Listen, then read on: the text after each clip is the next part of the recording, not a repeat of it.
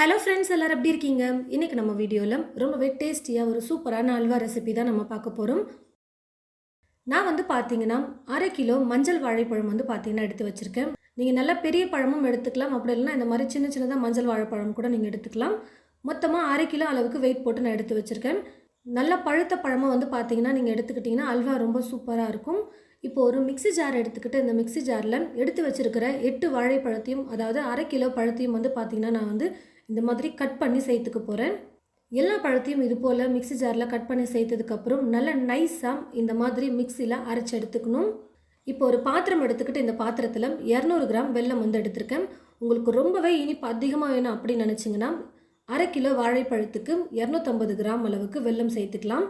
ஆனால் நான் சேர்த்துருக்கிற வெல்லமே பார்த்தீங்கன்னா கரெக்டாக இருக்கும். எல்லோரும் சாப்பிடக்கூடிய அளவுக்கு ஸ்வீட் பார்த்தீங்கன்னா அல்வாவில் கரெக்டாக இருக்கும். 200 கிராம் அளவுக்கு வெல்லம் எடுத்துக்கிட்டு வெல்லம் கரையிறதுக்காக மட்டும் கொஞ்சமாக தண்ணி சேர்த்துட்டு நல்லா கலந்து கொடுத்துக்க போகிறேன்.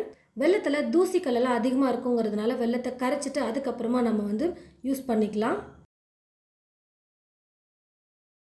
பாருங்கள் ஃப்ரெண்ட்ஸ், வெல்லம் நல்லா கரைஞ்சி வந்துருச்சு. வெல்லத்தை நல்லா கரைச்சதுக்கப்புறம் இன்னும் கொஞ்சம் எக்ஸ்ட்ரா பார்த்தீங்கன்னா ஒரு 2-3 நிமிஷத்துக்கு நான் நல்லா கொதிக்க வச்சு எடுத்து வச்சுருக்கேன். இப்போது ஸ்டவ் ஆஃப் பண்ணிக்கிறேன். ஸ்டவ்வை பற்ற வச்சுக்கிட்டு ஸ்டவ் மேலே ஒரு கடாய் வச்சுட்டு கடாய் நல்லா சூடேறினதும் 4 டீஸ்பூன் அளவுக்கு நெய் சேர்த்துட்டு அரைச்சி எடுத்து வச்சுருக்கிற இந்த வாழைப்பழ விழுதை சேர்த்துக்கலாம். நெய்லேயே வாழைப்பழத்தை பார்த்தீங்கன்னா நல்லா வதக்கணும். கொஞ்சம் கலர் மாறி வர வரைக்கும் நல்லா வதக்கணும். ஸ்டவ்வை ஃபுல்லாக வைக்காமல் கொஞ்சம் மீடியம் ஃப்ளேமில் வச்சுட்டு நல்லா வாழைப்பழத்தை நல்லா வதக்கி எடுத்துக்கலாம். பாருங்கள் ஃப்ரெண்ட்ஸ், ஓரளவுக்கு நல்லா இப்போ கலர் மாறி இருக்குது. கொஞ்சம் நல்லா குக் ஆகிட்டு வந்திருக்கு. இந்த மாதிரி கொஞ்சம் கெட்டியாகவும் கலர் நல்லா மாறி வர வரைக்கும் குக் பண்ணதுக்கப்புறம் 1/4 டீஸ்பூன் அளவுக்கு ஏலக்காய் தூள் சேர்த்துக்கிறேன். ஏலக்காய் தூள் சேர்த்துட்டு லைட்டாக கலந்து கொடுத்துட்டு கரைச்சி எடுத்து வச்சுருக்கிற இந்த வெள்ளை கரைசலை ஒரு வடிகரண்டியில் வடிகட்டி சேர்த்துக்கலாம். எல்லாத்தையும் சேர்த்து நல்லா கலந்து கொடுத்துட்டு ஸ்டவ்வை மீடியம் ஃப்ளேம் அப்படி இல்லைனா லோ ஃப்ளேமில் வச்சுட்டு குக் பண்ணணும். அப்போ தான் அடி பிடிக்காமல் நல்லா கரெக்டாக குக் பண்ணி எடுக்க முடியும். ஓரளவுக்கு இந்த மாதிரி கொஞ்சம் ஹல்வா கெட்டியாக வந்ததுக்கப்புறம் நெய் பார்த்தீங்கன்னா நான் சேர்த்துக்க போகிறேன். ஏற்கனவே 4 டீஸ்பூன் அளவுக்கு நெய் சேர்த்துருக்கும். அல்வாவை பொறுத்த வரைக்கும் நெய் எந்த அளவுக்கு அதிகமாக சேர்த்து செய்கிறோமோ அந்த அளவுக்கு நல்லா டேஸ்டியாக இருக்கும் சாப்பிட. இப்போ திரும்பவும் 2 டீஸ்பூன் அளவுக்கு நெய் சேர்த்துக்கிறேன். மொத்தமாக எனக்கு அல்வா செய்கிறதுக்கு ஒரு 6லேருந்து 7 டீஸ்பூன் அளவுக்கு நெய் நான் யூஸ் பண்ண போகிறேன். அடிப்பிடிக்காத மாதிரி கலந்து கொடுத்துக்கிட்டே இருக்கலாம்.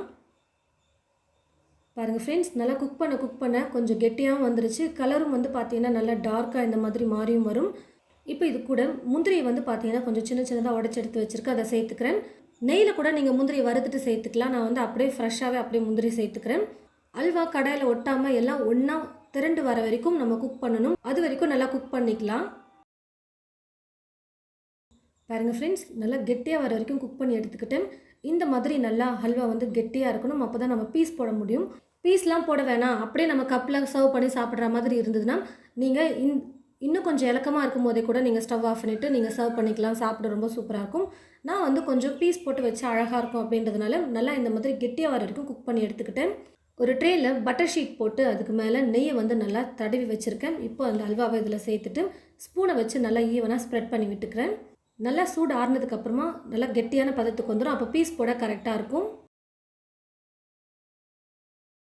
பாருங்கள் ஃப்ரெண்ட்ஸ், ஹல்வா நல்லா சூடு ஆறி வந்துருச்சு. நல்லா கெட்டியாகவும் வந்துருச்சு. பீஸ் போடுறதுக்கு கரெக்டான பதத்தில் இருக்குது. நல்லா சூடு ஆறுனதுக்கப்புறமா நீங்கள் ஃப்ரிட்ஜில் கூட வச்சு எடுத்துக்கலாம். நல்லா சூடாகவும் நீங்கள் சாப்பிட்லாம், இல்லை ஃப்ரிட்ஜில் வச்சு நல்லா சில்லுன்னு நீங்கள் எடுத்தும் நீங்கள் டெசர்ட் மாதிரி கொடுக்கலாம். ரொம்பவே சூப்பராக இருக்கும். உங்களுக்கு எது பிடிச்சிக்கோ அந்த மாதிரி நீங்கள் ட்ரை பண்ணி பாருங்கள். இப்போ இந்த பட்டர் ஷீட்டை எடுத்துகிட்டு நமக்கு தேவையான மாதிரி பீஸ் கட் பண்ணி எடுத்துக்கலாம்.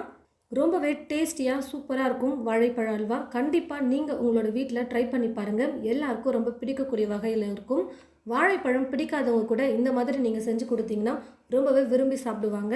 வாழைப்பழத்தை யூஸ் பண்ணி தான் நம்ம இந்த அல்வா செஞ்சுருக்கோன்னு சொல்லிட்டு முதல்ல யாருக்குமே தெரியாது. அந்த அளவுக்கு டேஸ்ட் சூப்பராக இருக்கும். கண்டிப்பாக நீங்கள் உங்களோட வீட்டில் இது போல் ட்ரை பண்ணி பார்த்துட்டு எப்படி இருக்குன்னு சொல்லிட்டு மறக்காமல் கமெண்ட் பாக்ஸில் கமெண்ட் பண்ணுங்கள். இந்த வீடியோவை மற்றவங்களுக்கும் ஷேர் பண்ணுங்கள். இது போல் நிறைய ரெசிபீஸ் பார்க்க தமிழ் ஃபுட் மசாலா சேனலை மறக்காமல் சப்ஸ்கிரைப் பண்ணிக்கோங்க. கூடவே பக்கத்தில் இருக்கிற பெல் ஐக்கானை கிளிக் பண்ண மறந்துடாதீங்க. தேங்க்யூ.